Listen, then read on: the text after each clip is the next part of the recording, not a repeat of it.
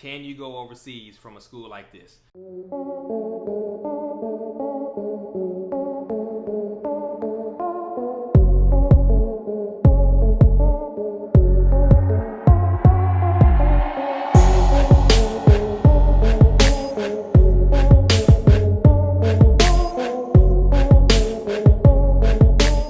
Alright, in today's video, I want to discuss a topic that I know, not too many people know about, and the reason I know that is because when I suggest these type of things to my players and maybe even some of the parents that I've coached, I can see the question marks pop out, I can see the head scratching, trying to, figure out what I'm talking about. So, that organization is called the NCCAA. Now, that is not, me mispronouncing NCAA. There is an extra C in there. That stands for National Christian College Athletic Association. Now, they're not as big as, your NCAA schools. Some of them are not as big as your NAIA schools. Some of them are not even as big as the JUCOs that are around here. But that shouldn't take away from anything. You're getting a quality education, and you're getting to play a sport that you love. All right, so the NCCAA offers pretty much every major sport from basketball, football, baseball, track, soccer, whatever, you name it, they offer the major sports. And there's two divisions in it. So Division 1 is mainly your schools that are also associated with the NCAA Division 2 and Division 3, as well as the NAIA Division 1, Division 2. So that level is able to offer scholarships. Now the Division 2 level, as far as I know as of now, it's a small amount of schools that offer athletic scholarships, but then the rest of it doesn't really offer athletic scholarships as of today. Things can change in a month, things can change in a year, but they do offer academic scholarships. So that's something to look forward to. All right, so I know a lot of my athletes are thinking, what is the competition like? So here's the thing. Your conference schedule, and notice I said conference, your conference schedule will be nowhere near as tough as if you was at a Division 1 or Division 2 or an NAIA conference.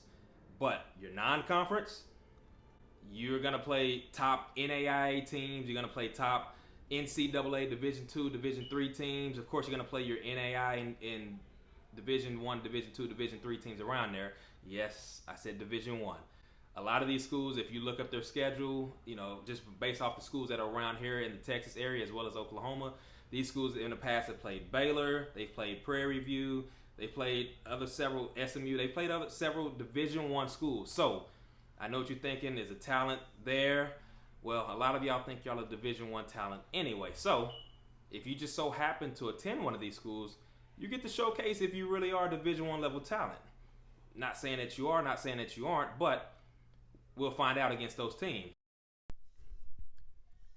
All right, and here you can see from the 2017 to 2018 schedule, Randall University, which is in Oklahoma City.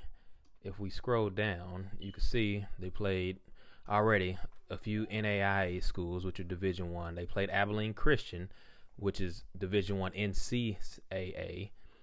Oklahoma City, Arkansas Fort Smith, which is D2, Texas A&M, Rogers State, which is NAIA. And then as you can see here in the exhibition game, they played Baylor. Now that was 2017, 2018. Now let's fast forward.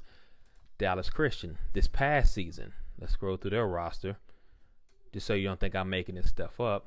Southwestern, Southwest Christian, you have Central Christian, which is NAIA, Texas Tyler, which is NCAA, Texas Wesleyan, which is NAIA D1, Harding University, St. Thomas. Let's keep scrolling down. You got Permian Basin, you have Abilene Christian, which is NCAA D1, Dallas Baptist, which is NCAA D2. You have Paul Quinn, University of St. Mary's. Now, the last one that we'll look at is Arlington Baptist. If you look at their schedule, you start out with Wayland Baptist, Oklahoma Panhandle State. Those are both NAIA D1s. Then you go to Abilene Christian, which is NCAA D1. Lamar, NCAA D1. University of Dallas is a D3. SAGU, that's NAIA D1. Texas A&M International. St. Mary's. McNeese State, which is another D1 NCAA. University of St. Thomas. Dallas Baptist, which is D2. Texas Wesleyan once again. Stephen F. Austin, which is another D1. Southwestern Oklahoma State, which is a D2. And is that it? Yeah. And that's all before they start their conference. Now, I show y'all this to just show y'all that I wasn't making things up. They play top level competition. So don't sleep on these schools. Here's another thing you can do. Let's say you're not ready, for Division I talent, but you feel like you're too good for an NCCAA school. Nothing's wrong with that. Go your first year, maybe 2 years, get your basics knocked out the way, get your associates if they offer that, type of program. But use that film, use that experience to transfer and move on to a bigger and better school. I don't think anything is wrong with that. Sometimes you get overlooked. Some people go the JUCO route if they get overlooked and go better. Who's to say you can't use this level to use a year or two, get your basic out of the way in a smaller environment, smaller classrooms, where the education will probably be a little bit easier to where you was at a Division I school with 300 something kids in just one class. Use a small atmosphere to get better focus, one-on-one attention from your professor and you. Pass your classes. Now on the court, use your experience. Use that year or two that you played. Make sure you get all your film from you playing Division Is, Division IIs, Division IIIs, and hell, who knows?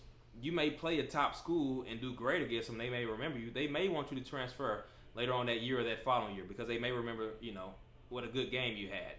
People get overlooked. People get slept on all the time. So use this to your advantage. Now, let's say you decide to stay all 4 years there and you put up, spectacular numbers. You're All-American. You're all this and all that. So I know what's coming next. Can you go overseas from a school like this? And the answer is yes. Do your research, people. There are several players overseas that come from the NCCAA schools all the time. Now, here's the thing. You may have to start out small in a small league and work your way up until you prove yourself, but it can be done. It is very possible. How can you get over there from a school like this? Because, you're not on TV, you're not on the social media platforms where you're getting, replayed over and over and over. So my suggestion, my advice would be to either, number one, exposure camp.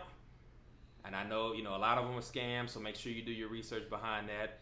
And I'll have videos on this type of stuff coming soon. But exposure camp, number one. Number two, tour teams. That way you go over there and actually get to play in front of the team, in front of the GM, in front of the owner. You actually get to play in front of them in person, and they can see you in person, evaluate you.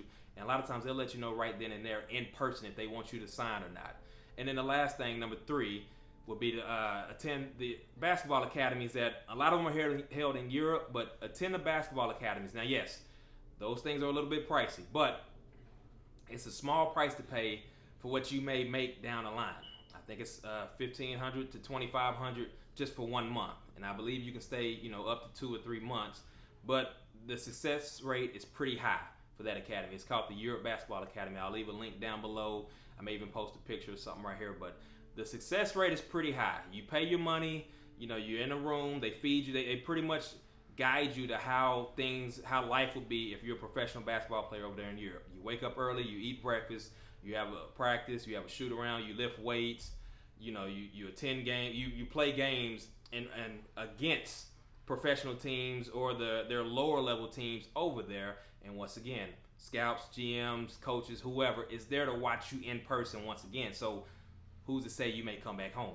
And now for the last thing that I know my parents, mainly parents, are going to want to touch upon this is the academics. Now, the schools of these size, yes, they may not offer all of the majors, that you would get at any other school, but they do offer majors in areas such as ministry, education, business, sports management, kinesiology, and teacher education. So you have your core basic majors that most people want to major in, especially if you're playing sports. They have your basic majors. Not every school has the same majors. Some schools are more ministry-based majors. And then you have your other schools that offer the things that I listed earlier. All right, everybody, that concludes today's video. I will be giving out a more detailed video as far as the tour team, exposure camps, and the basketball academies in another video coming shortly. But if you enjoy the content, please like, subscribe, hit the notifications, all of that good stuff. Until then, I'll see you next time.